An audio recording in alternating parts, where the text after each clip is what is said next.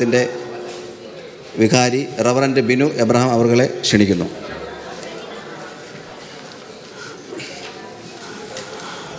ദൈവത്തിന് മഹത്വമുണ്ടാകട്ടെ. വേദിയിൽ ഉപവിഷ്ടരായിരിക്കുന്നതായ വിശിഷ്ട അതിഥികളെ, തണൽ കുവൈറ്റിൻ്റെ ആഭിമുഖ്യത്തിൽ സംഘടിപ്പിക്കുന്ന ഈ ഇഫ്താർ വിരുന്നിൽ ഇവിടെ ആയിരിക്കുന്ന എല്ലാവരെയും ദൈവം അനുഗ്രഹിക്കട്ടെ എന്ന് പ്രാർത്ഥിക്കുന്നു. തണൽ മറ്റുള്ളവർക്ക് തണലേകിക്കൊണ്ട് സ്വയം കാത്തു സംരക്ഷിക്കുന്ന അനുഭവമാണ് തണൽ എന്നതിൻ്റെ അർത്ഥം. ഈ തണൽ നൽകുന്ന വൃക്ഷത്തിന് ഒരു കഥയുണ്ട്. അത് തന്നിൽ അഭയം പ്രാപിക്കുന്ന എല്ലാവരെയും സ്വീകരിക്കുകയാണ് ആ വൃക്ഷം ചെയ്യുന്നത്. എല്ലാവർക്കും തണലേകുകയാണ് ആ വൃക്ഷം ചെയ്യുന്നത്. അതിൻ്റെ ചുവട് നിൽക്കുന്ന ഇന്ന വ്യക്തി എന്നില്ല, എല്ലാവരും അവിടെ മതമില്ല, വർണ്ണവർഗ ഭേദമില്ല, പണ്ഡിതനോ പാമനെന്നില്ല, എല്ലാവരെയും ഒരുമിച്ച് ആ വൃക്ഷത്തിന് ആ വൃക്ഷം തണലേകുന്നു. എന്നാൽ ആ വൃക്ഷം ഏൽക്കുന്ന ചില അനുഭവങ്ങളുണ്ട്. വലിയ ചൂട് ആ വൃക്ഷം ഏൽക്കുന്നു. പ്രകൃതിയുടെ പ്രതികൂലങ്ങൾ ഏറ്റുകൊണ്ടാണ്, ചൂടിൻ്റെ അതികാഠിന്യം ഏറ്റുകൊണ്ടാണ് തന്നിൽ അഭയം പ്രാപിച്ചിരിക്കുന്നവർക്ക് ആ വൃക്ഷം തണലേകുന്നത്.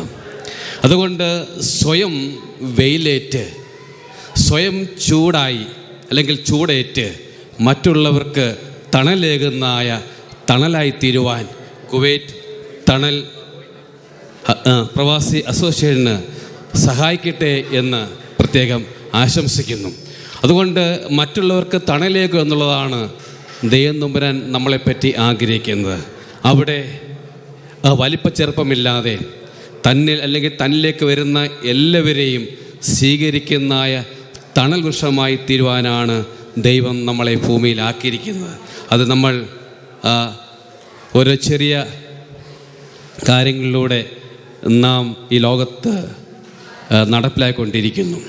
അതുകൊണ്ട് മറ്റുള്ളവർക്ക് തണലേകുമ്പോൾ നമ്മളുടെ ശരീരം ചുളുകും, നമ്മളുടെ ശരീരം വീക്കാവും, നമ്മൾ പല പ്രതികൂലങ്ങൾക്കിടയെത്തി. അതുകൊണ്ട് നമ്മൾ പ്രതികൂലങ്ങൾ ഏൽക്കുമ്പോൾ നമ്മളിൽ അഭയം പ്രാപിക്കുന്നവർ ആശ്വാസമേകുന്നു, കുളിർമേകുന്നു.